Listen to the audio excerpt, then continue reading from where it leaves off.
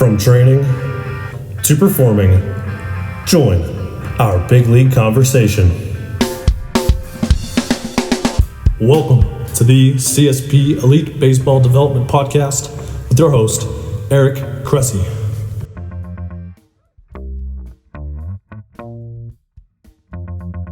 Welcome back to the CSP Elite Baseball Development Podcast. I'm your host, Eric Cressey, and this is episode 51. I know these are tough times. There are a lot of people who are sick and also a lot of people who are frustrated about being cooped up in the house, and certainly specific to the topic of these podcasts, there are a lot of players and coaches who are really frustrated that their seasons have wrapped up prematurely in spite of off seasons of hard work to really prepare it. So we're going to do our best to help you kind of weather these tough times by providing some good content. And really, I think we got a great show today with a hidden star in the baseball strength and conditioning / pitching development world, a guy from our staff who kind of flies under the radar but is a huge piece of our success, and I think you're going to see why in this podcast. This episode is brought to you by Athletic Greens. It's an all-in-one superfood supplement with 75 whole food sourced ingredients to support your body's nutritional needs across 5 critical areas: energy, immunity, gut health, hormonal support, and healthy aging. I'm an avid user of Athletic Greens myself, in spite of the fact that I tend to be a supplement minimalist. To me, this is a product that is much more like whole food nutritional insurance as opposed to a true supplement. The ingredients have been carefully selected at the highest quality, most natural source. You get essential vitamins and minerals, digestive enzymes, prebiotics, probiotics, and that's the zero compromise approach from the company. It's plant-based, sourced from whole foods at the highest quality, so you won't find harmful chemicals, artificial colors or flavors, preservatives, or added sugar. Really, it's perfect for folks who are gluten and dairy free, paleo, keto, vegan friendly, great for people who are intermittent fasting, all that fun stuff. Personally, I love it for obviously our athletes who don't get enough nutritional benefits from fruits and vegetables because they don't eat enough. So it's a way to kind of plug in holes in diets. But also I really like it for our college and professional athletes who may have complex travel schedules where quality food options aren't always at hand. On a personal level, I'm a husband, father of 3, and an entrepreneur. We split our time between 2 states, and I'm also still an avid lifter. So life is inherently crazy, and it can be stressful, and sleep deprivation is definitely something that we encounter. So I rely on Athletic Greens for part of my immune support, and believe firmly that it's made a big difference in keeping me healthy in spite of how crazy our lifestyle is. They've got a great offer in place. If you head to athleticgreens.com/Cressey, they'll get you 20 free travel packets with your purchase. Again, that's athleticgreens.com/Cressey, CRESSEY, and you can claim your special offer. Today's guest serves as a strength and conditioning coach and associate pitching coordinator at Cressey Sports Performance, Florida. He completed his internship with CSP in the spring of 2018. Prior to joining the staff, he trained and coached high school and college athletes in the New Jersey and New York area. He's also served as an assistant baseball coach at Ridgewood High School in New Jersey and graduated from Gettysburg College in 2014. He's an integral piece of the puzzle with respect to how we evaluate and program for pitchers, and has really become an important part of our staff as we rolled out a lot more on the skill development and analytics side to complement our strength and conditioning services. So welcome to the show, Mark Lowy. Welcome to the show, Mark. Hey, Eric. Thanks for having me. You got it. I saw you 3 hours ago, but we have to act formal like this just to keep it consistent with the other ones we've done. It's good. It makes it seem more like radio show, and I'm calling in. I like it. It's very odd. We have Mark in the car on the line. So we're going to do our best to give some folks some really good content while they're on quarantine to help pass the time while we're waiting for baseball to start back up again. But I think a really good place to start for this is you and Brian Kaplan, affectionately known as Cap, around the facility, have dug really deep on a bigger level than we ever have with respect to pitching analytics. I think we've always talked about Cressey Sports Performance as being a strength and conditioning facility that also does skill development. You know, this is something that's bringing the skill development and analytics side of things on par with strength and conditioning. So let's talk about maybe working backwards from the finished product. What did you guys do this offseason that was so dramatically different than we've done in seasons past? Sure. So, I mean, a lot of that starts with Cap's prior relationships with a lot of these guys. So he's worked with a lot of these guys in the past and has an idea of, what they're working on and what they've done and things like that. My role a lot of this year was really just trying to bring that to life, especially in the written form, because our big theme was we wanted it to be about the players and player education and being able to give them something at the end of the off season that helped outline what they're good at, what maybe they needed to work on at the beginning of the off season, how we helped them work on that, and then the changes that they actually made so that when they head back to camp, they have something they can reference when they get into a tough spot, or if they need a couple cues or a couple reminders, whether it's delivery, pitch design, pitch usage, whatever it may be. I think it's always interesting to see the reports that come from elsewhere, whether it's from the team or biomechanics labs or anything like that. I don't know. I don't want to put words in your mouth, but my impression of them has always been that they're very segmented, right? You get, data on usage. Hey, your slider's really good. You should throw it more. Or, hey, you should throw a 4-seam because your spin rate's low and that 2-seam is, maybe a better fit for you or something like that. There's all these different directions you can go, right? So, what's your take on that? Do you think that people have a hard time like seeing the synergy across those different, spectrums? Or is it just that, some folks maybe, choose to highlight individual things as opposed to looking at the big picture? I think the easy route a lot of times is just to pull up some of the numbers, and let the numbers tell you what's good, what's bad, and just go straight from there. So I know just from talking to a lot of guys this year, when they went back to camp, a lot of them arrived and either in their locker or on their chair or something like that, they just had a printout that had a bunch of numbers and it told them what they were good at, what they were bad at, and that was really it. And it's a pretty tough view for the player because it just takes the personality out of it. You don't take into account what they feel like they're good at, what they want to do, how they feel when they're actually on the mound, and maybe the data is telling them that they need to throw more breaking pitches when they're behind in the count, but that's something that they've traditionally been really poor at. So we always try and take into account the human element of it. And so that way it's easier for them to buy into the numbers when they understand that it's coming from an angle that we're taking their personality into it. I think it's, and this maybe leads into my next question is that, so you saw a wide variety of athletes, right? So you saw athletes, like a Kyle Hendricks or a Kluwer Kluber who are, basically very heavy students of the game, have looked at this stuff meticulously themselves. And, you've met them where they're at and found ways to, effectively kind of put the cherry on the top or, whatever it may be, or talk about the synergy, how it relates to their training and all that. And you've also had athletes that either A, are very new to professional baseball and they never had access to a lot of this data, or, B, they were in organizations that just didn't place a high value on it. So what are the commonalities of dealing with these different, like where does the pitching relationship begin? How do you guys start the process? So we always do like subjective before objective. So, that's something that Cap's been really good at, and that just goes into building relationships with guys overall. It's important to know just basic things like what was their life on the road? How are they feeling? There's a lot of stuff that you can't get from a box score, stuff that you can't get online, stuff you can't find on Twitter. A lot of stuff the public just doesn't know. Simple example is, you have a newborn kid and he's not sleeping at home and that affects your sleep schedule. And you're supposed to go out and pitch a 1:00 game the next day.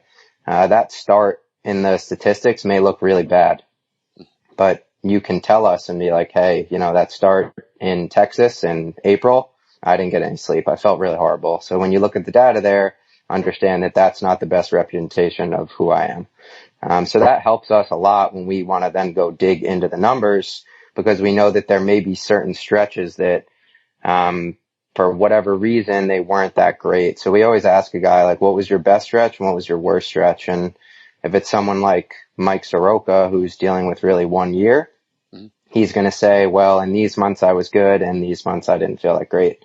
When you're talking about someone like Kyle or someone like Corey, who put together careers at this point, they may reference year stretches where they felt great. And it just helps us when we want to go back and compare what they were good at versus what they aren't as good at now. Because it's not fair to them for us to just look at the numbers and say, this isn't good and this is good. We need to take into account what was actually effective when they were doing it. I'm always curious, how often are players surprised at how much you listen during these initial meetings? I feel like historically they're talked at a lot with respect to analytics, but no one ever actually asks questions of them.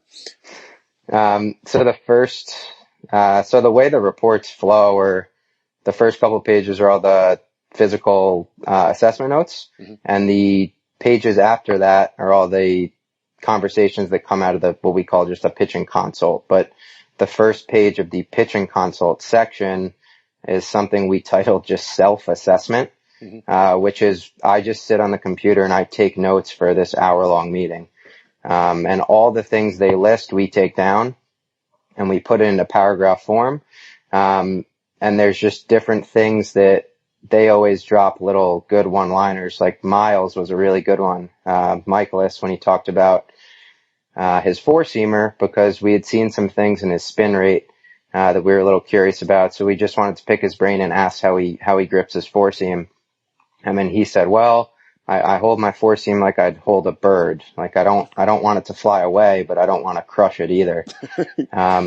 So that was something that I thought that was really funny and that was useful information, but then I typed it up and put it in the report. So then when he opened up the report and saw that, he got a big kick out of it. And I think that just goes back to building the relationship part too. Miles is never short on one-liners, so that's pretty classic. No, he's not. I think there are, and correct me if I'm wrong, but would you agree that there are a lot of people out there who make bold recommendations on pitch design and or usage based purely on data? Is that a common trend that you're seeing right now?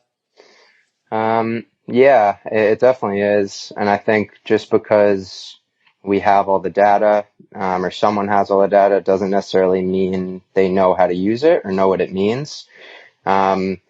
Like a good example, one of our big leaguers who's had a pretty good career and throws two different fastballs, four-seam, two-seam.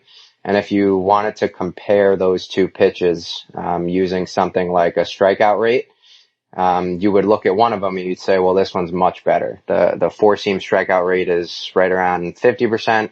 I think the two-seam strikeout rate is maybe closer to 10. We have the ability you can pull up pitch usage charts based on count, which is something that's really important. I think gets overlooked a lot, but we can pull that up and we see that he uses the four seam pretty exclusively in two strike counts, and he uses the two seam in no strike and one strike counts.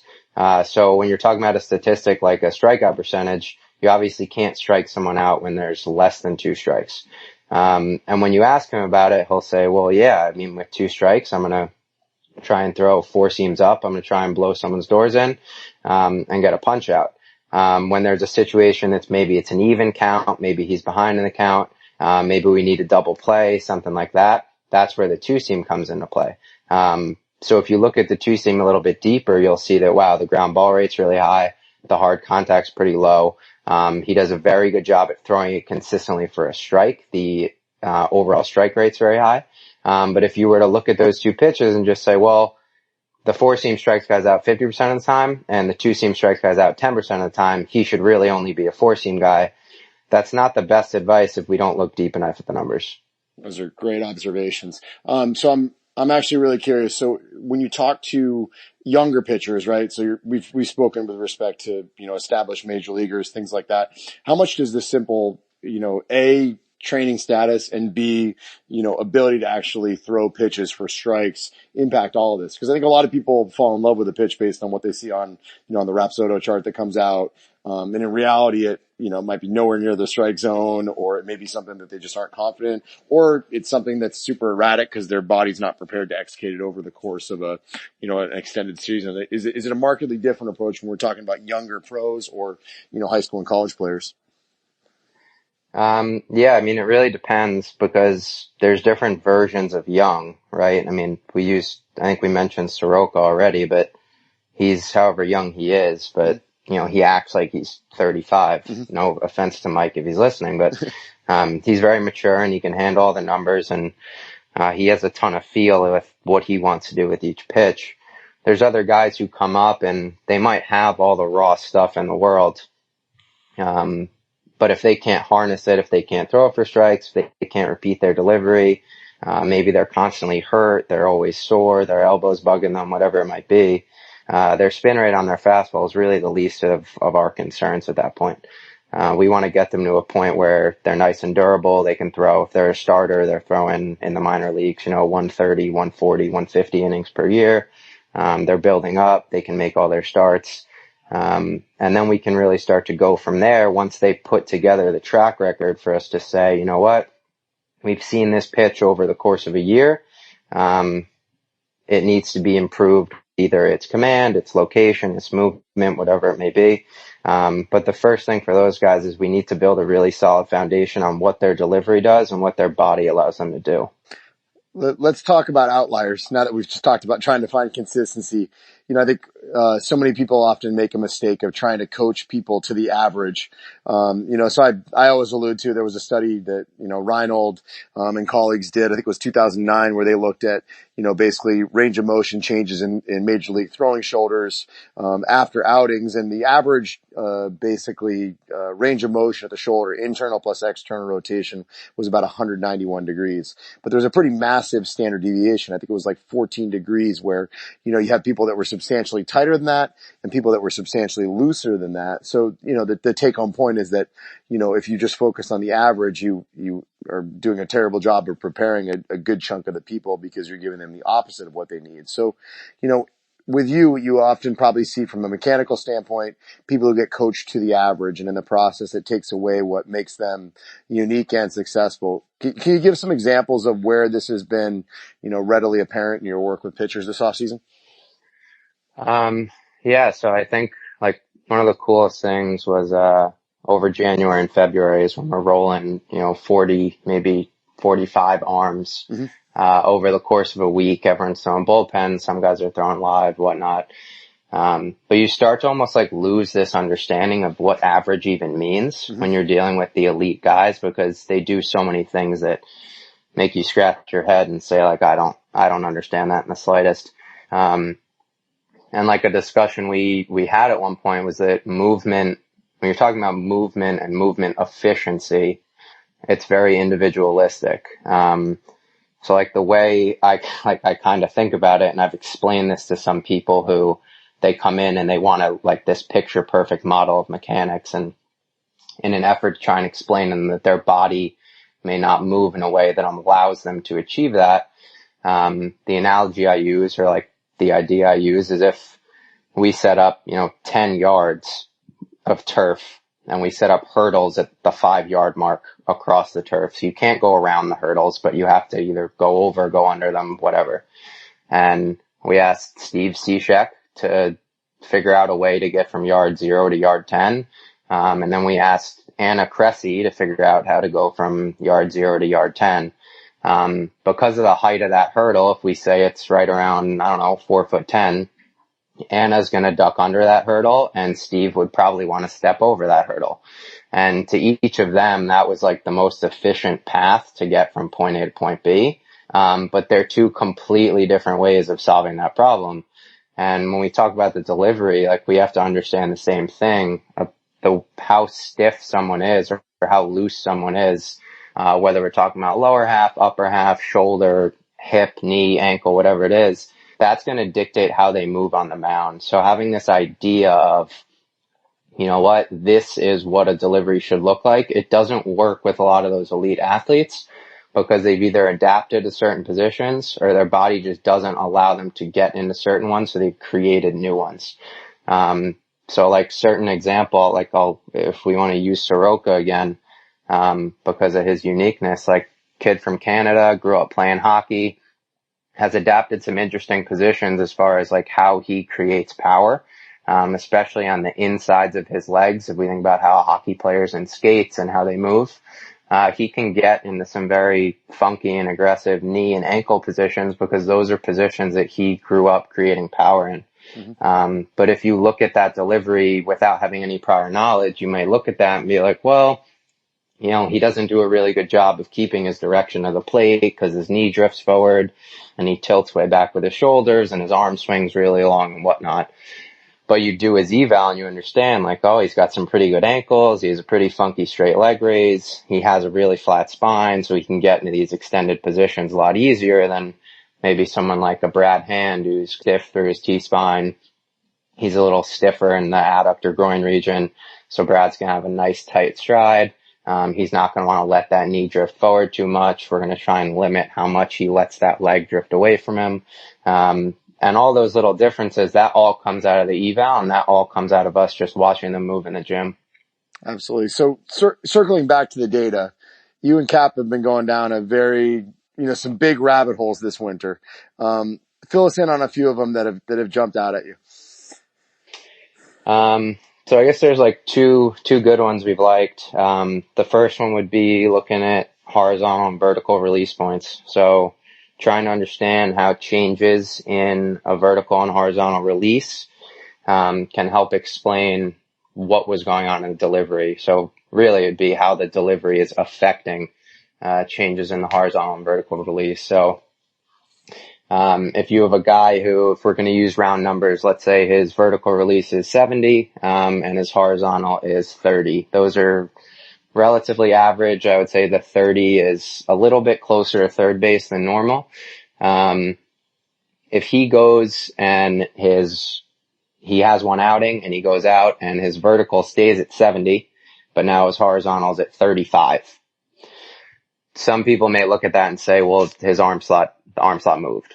And we know arm slot doesn't really work in isolation like that. So if we see that the horizontal changes, we know that there's something in his lower half direction that changed with it. So if he moved 5 inches to the right, his arm didn't just on its own decide to do that. That's either his back leg's taking him in a different spot. Maybe there's some stiffness in some places that's forcing him to land a little bit more closed. Whatever it is, there's a 5-inch change and it's due to the direction his lower half is taking his upper half. Another example would be if we see the vertical go up. So if was previously at 70 and 30, and now that vertical goes up to 75 and the horizontal goes down to 25. He's now moving back towards the center of the rubber and he's moving up. So that's more of what people would visually say, oh, that's an arm slot change. But we know from looking at video that that's more of a trunk tilt change. Yep. So that can be a couple of things. That could be either the lower half is swinging maybe a little more open and pulling the upper half along with it, or maybe the lower half is staying a little more closed. And if it's a guy who's a little bit more extended, he's used to being over the top. He now fights this urge to stay on that line and he wants to start to peel his upper body back towards first base dugout. So that slot is going to climb 5 inches up and it's going to climb 5 inches towards his left. If we're talking about a right-handed pitcher. And then the last example would be if we're going to see someone whose horizontal stays relatively the same, but the vertical changes. And that's generally going to be more if we're talking like a pitch to pitch change. So guys are going to climb their slot on a curveball. They may drop their slot on a changeup or a slider. That's usually more of a specific variation in literally their arm slot. So how they feel that they're throwing the ball. So guys, without realizing it, when they think curveball, they want to try and climb that hand a lot closer to their head. That's how they get on top of it. We just put an Instagram post out, I think it was last week, on Josh James's changeup. Where Josh's changeup is 5 inches lower than his fastball, and it's about 5 inches more towards third. So that's a combination of both. So he drops that slot to help him create the tilt on the ball to make it a really effective changeup. But he also lets his lower half direction take him a little bit more towards third base. When you're talking about a pitch that you're trying to create a little more arm side run, a little more depth to it, that's a fine thing for him to do. And the pitch is incredibly effective. So that's something we kind of are just going to let that go. And the other thing too is all the data backs it up, but effectively that kind of undermines the concept of pitch tunneling, doesn't it? Yeah. So that was something that was, pretty interesting. And that actually goes into one of the next rabbit holes we did a lot of searching in or spent a lot of time in was, something called vertical approach angle, which is measured on TrackMan. And that's the angle the ball enters the zone. So when you're talking about trying to like normalize just how hitters see the ball, that's something to take into account. And it usually helps us understand when you see a guy who's maybe throwing 98, but the ball's getting hit all around the yard. If he's throwing that ball and it's entering on a very average plane, so I think the average this year was around -5. So if he's going to throw that ball that enters at a -5 degree angle, that's something the hitter is perfectly prepared to hit. He's very used to seeing it. He's probably taken a ton of swings off that in the batting cage because, again, it's a perfectly average angle. And they'll hit that pitch all day long. If you're a guy who maybe has a little bit of a lower slot, maybe you're a little bit shorter, it's easier for you to have that ball enter on a much flatter plane. So anything closer to 0.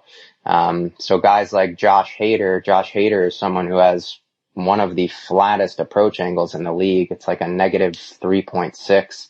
Yep. That's what helps explain a lot of those swings and misses. Obviously the velo's there. There's some vertical break. There's a lot of funk to it. That ball enters on such a flat plane that it's tough for the hitter to hit. Just to confirm, like that makes for a scenario where a spin axis might be markedly different than what you expect, right? So, traditional righty throwing a 4-seam might be like a 12-to-1 spin axis, and you'll see guys that creep down, between 1 and 2. In many cases, that changes that approach angle, and it might make that 4-seam play up. And I'm thinking of Scherzer right off the top of my head because it is, similar to Hader, obviously from the opposite side in that capacity. He gets a lot of swings on 4-seams up because his approach angle is so different, and the fastball still has a ton of carry. Is that correct? Right, exactly. So that it goes back to that changeup where we're not talking literally how the ball is coming out of the hand, but it matters a lot more what the ball looks like when it's about 25 feet from the plate, which is where they have to make the decision, and then where the ball is entering the zone. So there's guys who, someone like Max, if you look at that tilt on some of his fastballs, he's in that like 115 range, which isn't the best tilt if you're trying to maximize vertical break. Just straight vertical break, but because that slot is a little bit lower, he can ride that ball up in the zone a lot easier than if he were to throw a true 12-15, 12-30 tilted 4-seam, where he'd have a lot of vertical break, but the slot may be higher and it's tough for him to throw it up. So that was a very good example. I like it. What's the weirdest thing you saw on one of these? You mentioned Josh's changeup. Anything else? You don't have to mention a player by name, but give me some stuff that blew your mind from an analytics standpoint. Well, I guess I won't use his name, but, we had one changeup that, if we just evaluated it off of the pitch characteristics, it would have been one of the poorer changeups we saw. But the effectiveness of it, so the contact, the swing and miss, for this one, it was actually a pop-up percentage, which kind of tipped it off.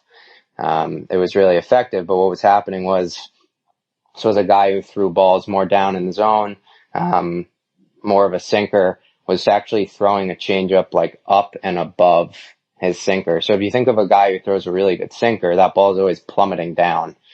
So to throw a changeup that's working underneath your fastball that's already working underneath the zone, it's really tough to do. But you have to throw that thing in the dirt all the time. So he actually went the reverse and threw like a rise ball, and it had more spin. The spin rate was higher than the fastball. It was about a 10-mile-an-hour difference in the velo. It had a super high pop-up rate. So when you think of changeup, there's usually run and sink. So when guys put them in play, they're going to be rollover ground balls. This was the opposite. Guys were swinging underneath it and popping it up. So something to kind of go back to that data stuff, if you're going to evaluate that pitch just off of what the computer is saying on how it's moving, it's like a pretty average to below average pitch. But to go back to what the hitter sees and what they're expecting against this guy, they're expecting everything to run and sink. So they see that thing that looks like a fastball and it just kind of floats its way up to the plate and they get a pop-up. I like it. All right. So when people ask me what differentiates us from other facilities or organizations, and historically we've effectively had to compete with Major League Baseball organizations for guys in the off season, particularly as, they built multi-million-dollar facilities and, had all the amenities in house. when people ask what differentiates us, I've always said it's synergy. It's because we communicate with each other and we make sure all the pieces fit together. I think a big part of the evaluations that you and Cap are doing on the pitching side of things is building on what we see in the initial movement screen and the injury histories. Can you speak a little bit to why this is important and how it can make such a big difference? Yeah. So, as pitching coaches, we need to understand what the athlete's body is capable of before we ask them to make any adjustment. So when someone comes in and, we sit down with them and do that initial consult, once that consult's over, if we don't have that information already, we'll go straight to whoever did the eval. We'll pull up the eval notes off the drive. We'll talk to them a little bit. We want to get an understanding on things as basic as range of motion. So are they hypermobile? Are they stiff? Are they loose? Like, where do they fall on that spectrum? But also, like, what's their postural presentation? What do their joints feel like at end range? How much room is there in there? What's their overall movement quality? And then a lot of other things that you're going to understand from conversations with them. So what's their injury history? Where do they normally get sore? What's their past weightlifting experience? What are things that they like to do in season versus what do they not like to do in season? That's important for us as pitching coaches, but also as strength coaches, because we're kind of tailoring, especially at the beginning of this off season, we're trying to tailor this 4 to 5 month journey for them where these two areas are going to be working in conjunction with each other. So we need to make sure that the throwing program and the lifting program are on the same page. A basic example of that is that if we have a guy who comes in and we think he wants to be more of an aggressive thrower. So if he wants to do some weighted balls, if he wants to do long toss, if he wants to do pens sooner rather than later, and we think it might be in his best interest to do that on a Wednesday, but you or Tim or Shane or whoever's doing the program writes him a pretty good upper body lift on a Tuesday. Every day when he rolls in on Wednesday, he might be a little sore, he might be a little tight. So those two programs are kind of butting heads right there. So we always try and get together with whoever's writing the program right at the beginning, pick each other's brains a little bit. What do we think they need on the strength side? What do we think they need on the pitching side? And then as the off season's going on, we're always going to check in, try and figure out how they're doing on the mound and how that's relating to what we're seeing in the gym. So if we see something on the mound that we maybe think they're having a lot of trouble with foot ankle stability as they work down the slope, that could be something that we really want to overcoach them in split stance and single leg exercises and make sure they understand how to put tension in the ground, where they're trying to create force, stuff like that. We also need to understand, like, how do these guys recover differently, especially from a soft tissue perspective. So that's where Shane gets brought in the loop a little bit too. If we know a guy's a bullpen on a Wednesday, and Tuesday afternoon, Shane's dropping elbows and QL and glute med and God knows what else, that guy might walk in Wednesday and he may not feel well enough to really throw a pen, or we may have opened up a ton of range of motion that he doesn't have control over yet. So we're always kind of trying to just circle around the gym and do the rounds and find out obviously how the player's feeling, but always check in with whoever's writing the program, and see where they're at there. I love that. Let's talk a little about this from, like, obviously we've addressed this much, maybe more from a coaching standpoint and analytics standpoint. Let's talk about players, right? So there are going to be a lot of athletes that are listening to this who might never meet you or have a chance to tap into your expertise. What are some of the questions that they can ask to be advocates for themselves? What can they do to push those who are working with them to help them in these same regards? Yeah, I think so. We already mentioned it, but we need to always understand what their body's capable of. So when it comes to being your own coach, you need to know that information as well. So, and guys aren't always in the right setting to do it, but if you're able to get close to a strength coach or an athletic trainer, physical therapist, manual therapist, someone who has an ability to assess and evaluate, whether it's any sort of movement screen, you could be talking about FMS, we could be doing TPI, on base U, you name it. Anything that's going to be able to give the athlete a little bit more information as to how they move just from a functional standpoint. Because that'll help guide them a little bit more, especially from a warm-up perspective. So if you're someone like Mike King, who's hypermobile as all get out, he can come to the field and he needs to do some stability stuff before he starts throwing. If we throw him into a regular stretching program or a traditional warm-up program, we're actually making him looser, and that's not what he needs. Opposite's obviously true for someone stiff. So if you're in college, if you're in high school, if you can at least get an understanding of where you think you fall in that range, you can start to understand how to warm up and maybe how you need to structure your training as well. So to tie in the Reynolds study you mentioned, there's guys who are going to gain range of motion. There's guys who are going to lose range of motion. If you're someone that over the course of the season, you understand what category you might fall in, that's going to help you dictate what your training sessions might be like between outings, and also what your throwing sessions might be like between outings. If you're a guy who's rapidly gaining range of motion, going out the day after you throw to long toss 300 feet, probably not in your best interest. If you're a guy who stiffens up really easily, it might be a good idea for you to maybe try and get a lift in the next day, get some blood flowing, play catch, move it around. A lot of that's personal preference, obviously, but it all starts with understanding what your body needs and wants. I love that. All right. So you are the guy responsible for the epic posts on the CSP Florida, pitching Instagram. So folks can find you. It's at CSPFL_pitching. You don't post often, but when you do, they're whoppers and they share a ton of insights. They really should be newsletters in themselves. Folks can also find you on Twitter. It's at Mark_Lowy. That's LOWY. So feel free to heckle him on Twitter. Mark, thanks so much for taking the time, man. We really appreciate it. Hey, thanks for having me on. Looking forward to seeing you tomorrow. Absolutely. Thank you for joining us for another episode of the CSP Elite Baseball Development Podcast. If you enjoyed this episode, we'd be thrilled if you'd consider subscribing to the podcast and leaving us a review to read on iTunes. We welcome your suggestions for future guests and questions. Just email elitebaseballpodcast@gmail.com. Thank you for your continued support, and we'll see you next episode.